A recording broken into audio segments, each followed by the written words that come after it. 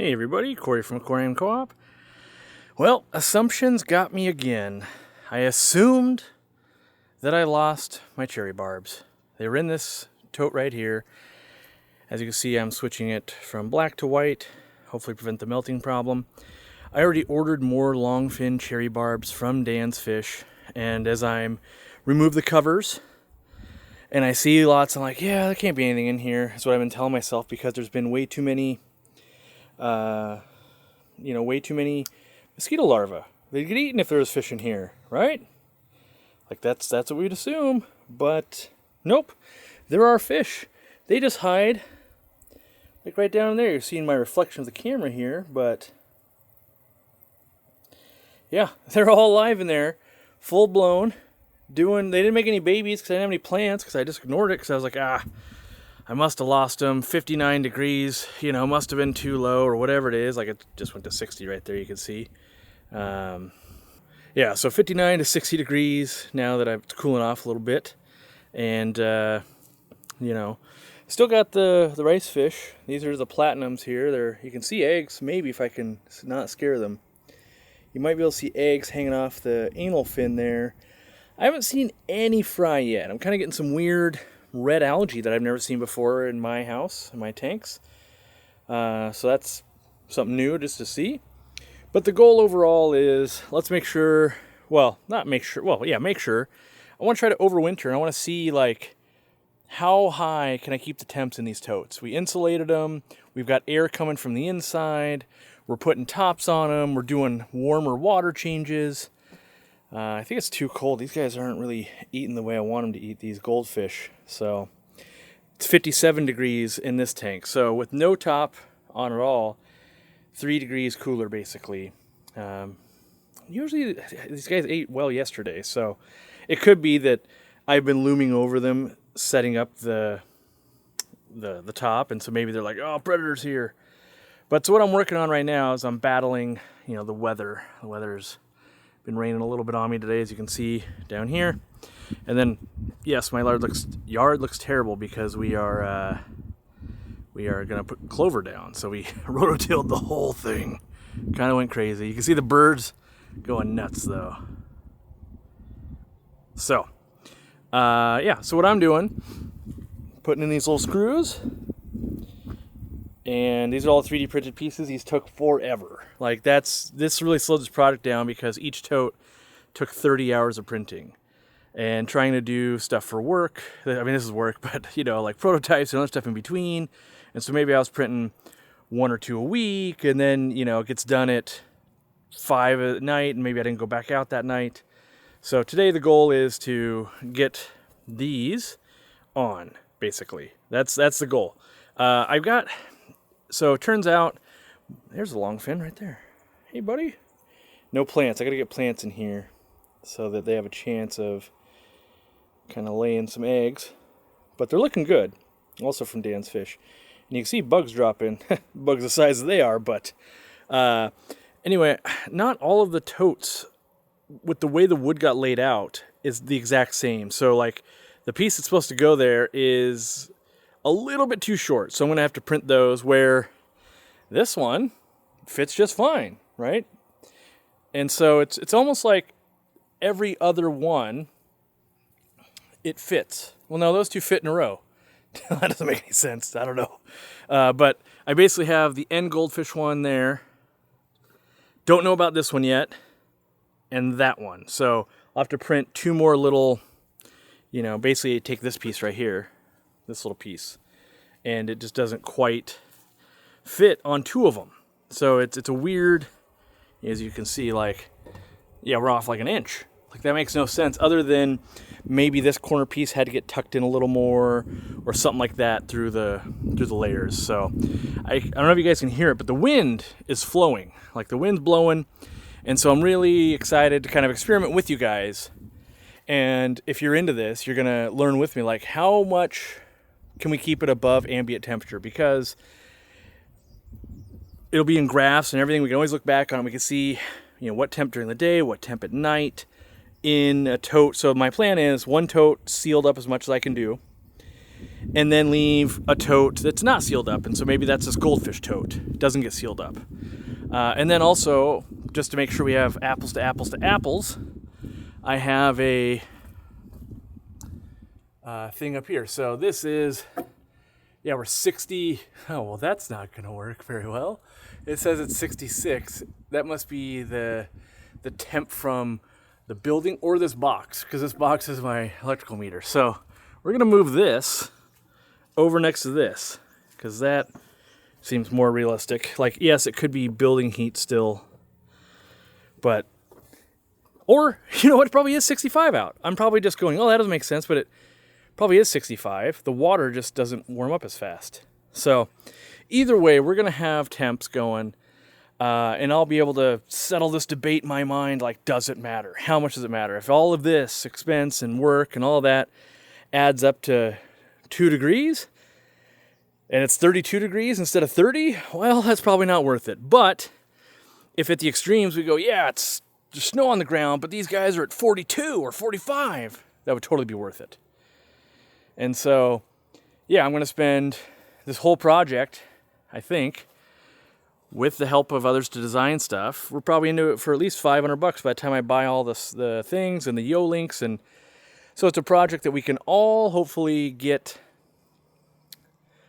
data from, a data point. I want to be very careful because I don't do any comprehensive study, really. It's all fish room science, what I've observed. Yeah, look at those guys. They look so good.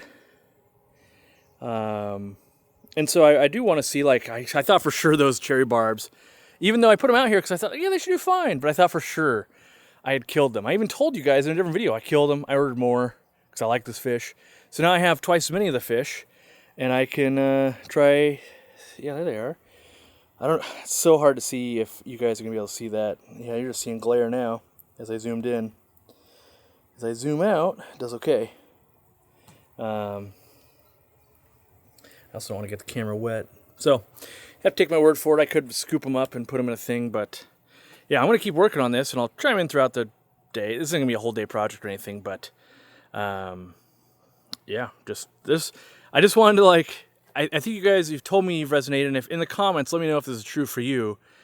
You guys have said, like, I like seeing when things go wrong, and I don't just show the things that worked out. Like, I literally jumped to a conclusion. I made an assumption, which I try very hard in my line of work to not do, because so often nature just, no. Turns out, cherry barbs at that size do not want to eat these mosquito larvae. Is it too cold? Is it too big for their mouth? That I don't have the answer for. But all I can say is I would have put big money. They would have eaten the larvae, and I would have seen them up at the top. They have stayed at the bottom the entire time. Maybe they're afraid of the mosquitoes. I don't know what the answer is, but hey, look, a bug on the sponge right there. You could hop in and someone will eat you, buddy. Yeah. So, all right, setting the camera down, getting back to work, because I got to make a Home Depot run to buy more of this, which is the expensive part, unfortunately. All right, I've had some people ask me, how do I cut this twin wall greenhouse roof? So first, yes, it's available at my Home Depot. I just went and bought some. I know it's not available everywhere. Usually you can order it in. I buy it in 4-foot by 2-foot sheets. I've got 3 more right there I'm going to cut. And being that I've cut this for the entire store, different fish rooms, that kind of stuff, here are the tips that I have. Quality tape measure, and then a 1-foot speed square. That's what this thing's called. They're like $12. And a Sharpie. Leave the film on here while you cut it. Mark out how wide you need. I needed 41.5 inches. And I put a mark right down here. And I put a mark up here. Then you grab your speed square and you line it up with the mark. You draw your line. Then you flip it, because this is a 2-foot thing, and you draw your second line. Now you're ready to cut. So you remove your tools, and I'm going to set up the camera so you guys can watch the cut. But the premise, the premise is going to be holding that line that we did through the blade. This is a table saw. Can you do it other ways? Sure, you can. But when you got to make a lot, like if you have to make 100 tops for aquariums, you want to be able to systematically do it. And so normally that would be cutting pieces down. If I needed to cut this in half, you know, maybe I cut it down this way and then I start running them all through, and I would use a guide to do that. You're going to get covered in little acrylic bits or plastic bits. And so just know that, and wear eye protection. I'm even going to do it for this video because I always forget on camera when I do the one of, because I'm setting up the shot without anything on. So yeah, here we go.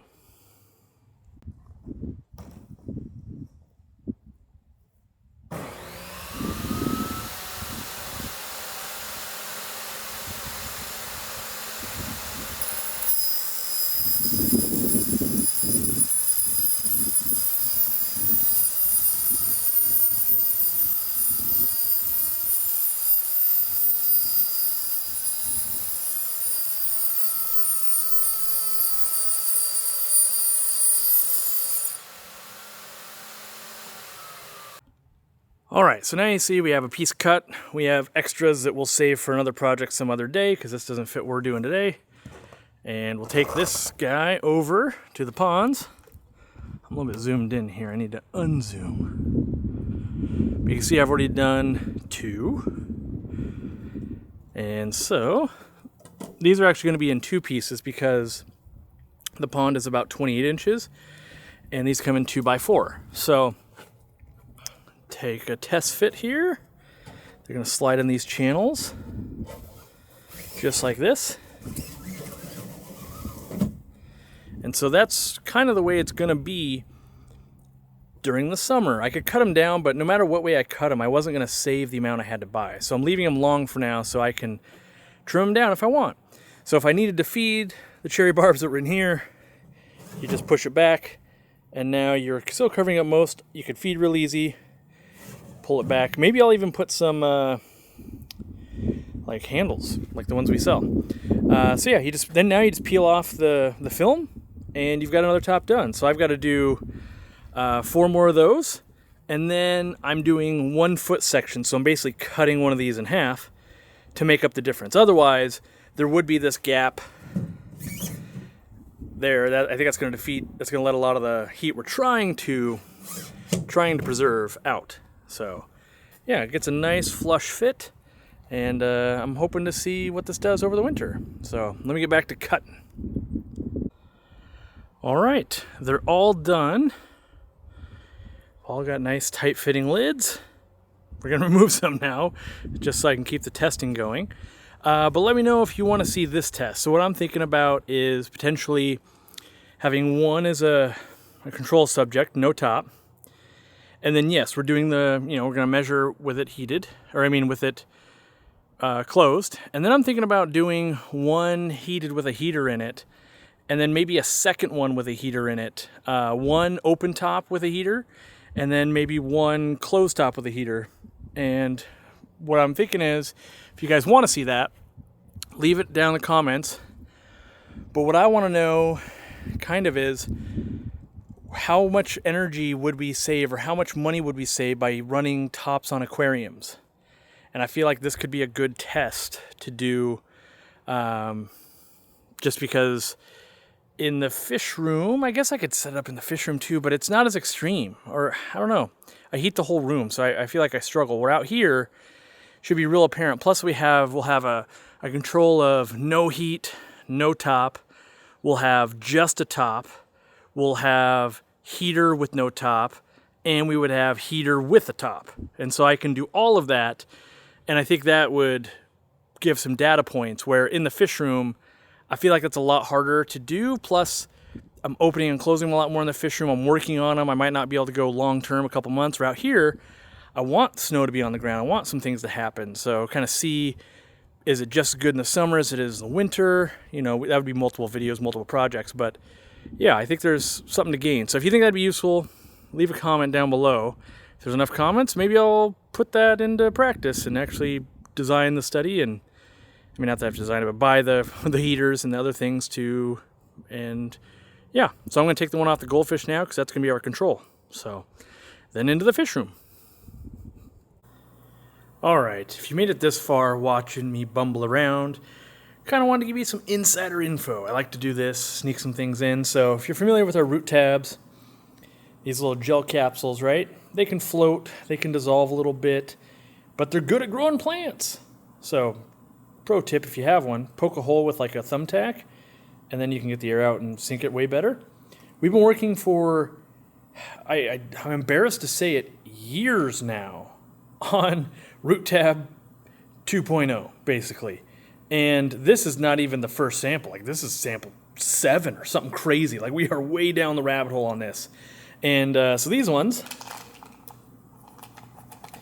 these came to us, I don't even know, months ago. And we also had ones that like had spirulina, so they look green. But these ones, these were good and they work, except they can break. And we're afraid that they're going to break in shipping. And then we know just at aggregate, tens of thousands of customers, they go, hey, they arrived broken. I'm not happy. And so we contemplated, like, well, what are we going to do? We got to change the shape. We've already changed shapes. Like, we went from capsule to a different shape to this shape.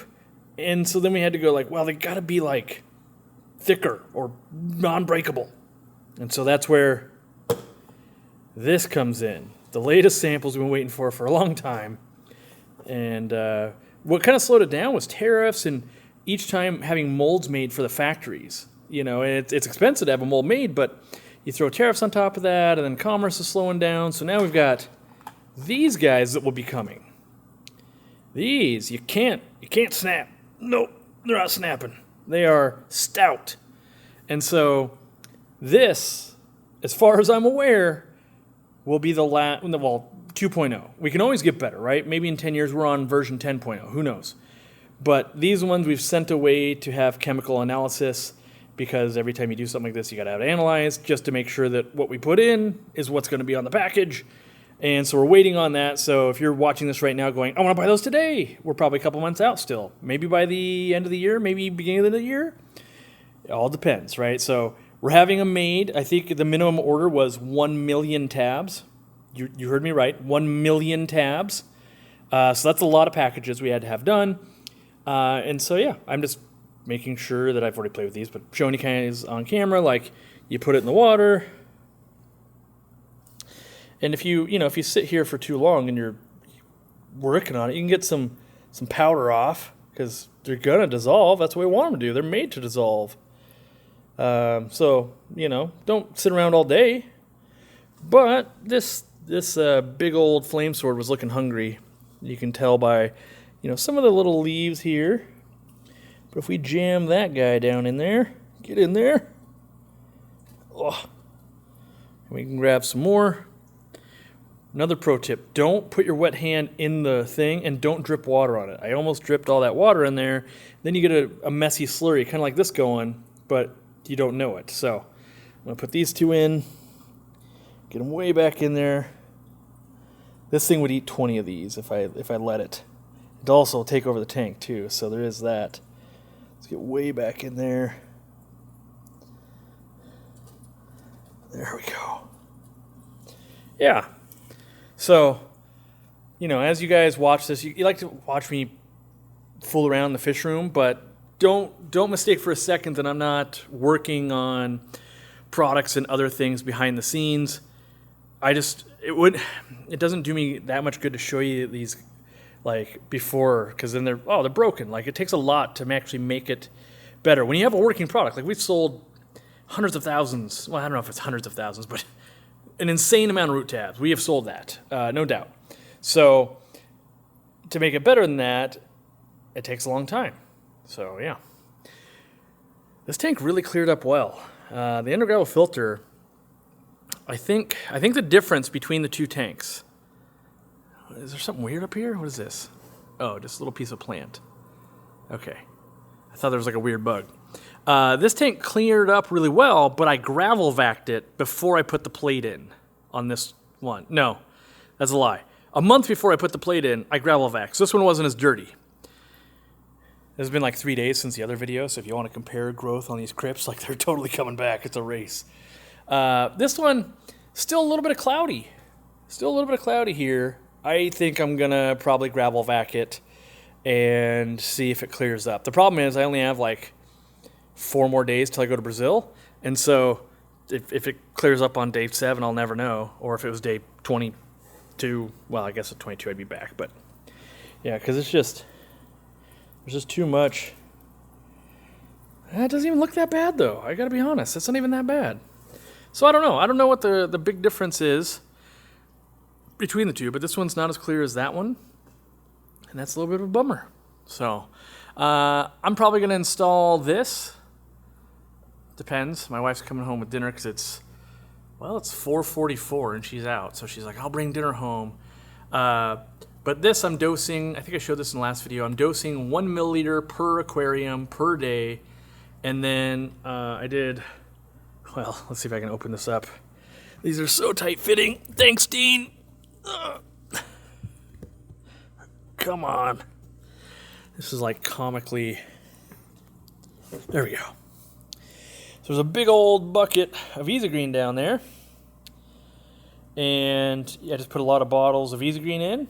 And there's 6 lines that go up and 6 lines that feed the aquariums. So, I forgot. The whole reason I was showing you this, I was like, I already showed him this. Why do they care? Got to take you to the lab. So the lab over here, trying to show off all my secrets. Where is the secret I'm looking for? This one. This secret. So this secret, if you bug people on the forum, because I had someone make this for me, and I don't want to sell them because I don't think there's a wide market for them. And so what does it do? You might be asking that, what is this thing, Corey? This goes over the rim of your aquarium. Look at that. Right? Man, light's a little dim, but look at that. You can put water or fertilizer or something coming in. We've got a channel built into... We get a little bit of light. Yeah, we've got a channel built in to the part that goes above. So in this part, and then it comes out here. So for instance, this little bad boy, you can see it would have some fertilizer come out. Now if I do my job right, and I do this one-handed, and I Bluetooth sync up here, let's get to the right app. Too many apps. The Jabo Aqua 6-way. Go ahead and connect. Bluetooth connecting. Sweet. Let's log into one of them. Oh, wait. This is number 3. We're at tank 3. So let's go to 3. And if I just hit on, we're pumping fertilizer. Just like that. Now I'm going to hit off because I don't want to overdose take way too much. But you can see instead of having to, in the previous tanks, well, I'll show you. Normally I just jam it in. I just jam it in somewhere and hope it never pops out. Now I got these doohickeys that fit 40 breeders. Half the reason I'm also not making these is you need a different size for 10 gallons, 20 gallons, 100 gallons, all that kind of stuff, right? So if we go over here to like this 20 long, like now it's real loose. Same with the 10 gallons. But I can show you like on the 150 gallon here. You can see all my dog treats right there. Dogs gotta get treated. So yeah, 10 gallons. Yeah, that's real loosey-goosey. Could fall out. And then now I have to make 6 different sizes and that. But if we go over here, this is my normal move. My normal move is jam that sucker in there and hope it never comes out. And you would say like, oh yeah, does it come out? Yeah, it does. I'll show you. But like this one, this custom aquarium tank won't fit, right? So that's kind of a problem. But on the forum, we can get it to where there's a file and you could adjust it. And you could say, hey, I need it to be 2 inches or 1.5 inches or whatever. So yeah, I had fertilizer going into here. Let me pull this out. I don't know if you can see it, but that line totally came out one day. This one right here. Yes, it did. And that's a bunch of Easy Greens sitting on the floor because when I was embroiled in another project and I upsized this, which this video to come out still. This used to live right in there. There's no room for it anymore. And I jammed it in, but it kind of went bloop and out. And so, yeah. So 3D printer is amazing. If you don't have one and you get a chance to get a decent one, I like the Bamboo Lab one, but other ones can be good too. If you hang out, I'm just making a mess here. If you hang out on the forum, you can get some prints, and it's as easy as just hitting print. So that's what I like. Yeah, we designed some stuff, but for the average person, I'm convinced just hit the print button. So, yeah, that's more prepping for Peru, getting stuff done. I got to feed. Lights are going to go out here in about an hour and something. I want to get food going to all these guys. These Rainbow Emperor Tetras just looking better and better. Loving them. Tetras always freak me out because they do that twitch. You ever seen the twitch that Tetras do? Let's see if I can get it on camera here. Well, that one's just showing off to the other one. But Tetras have this twitch that always makes me think they're getting ick. Because other fish do that when they are getting ick. But Tetras just have this little flicky thing they do. Even when they're happy, they don't even have to have ick. But it always makes you double second guess, like, wait a second, is a snake coming down with something? This is about to open up. That's either a new leaf or the flower. So, good. I'm hoping. So, one of the big reasons getting things like the pond and the autodoser set up before I go, I'm going to be gone for like 2 weeks.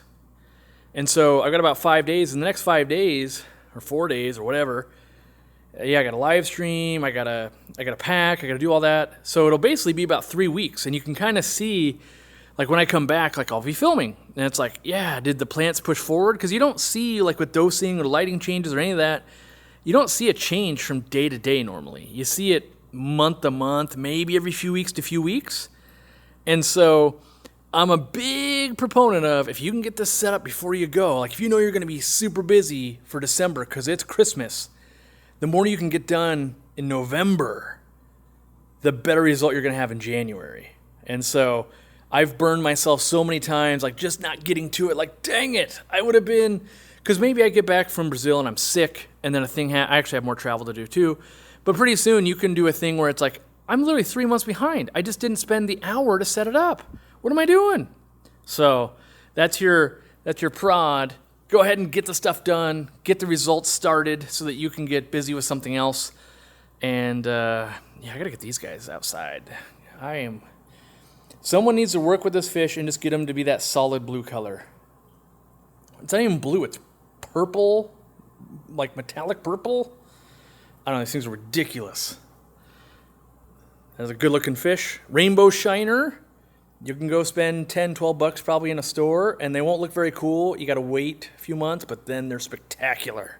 So, the females, not so much. Females are just little, like, oh, it's a minnow. But the males, oh. All right, I'll leave you with that. I'll see you guys around.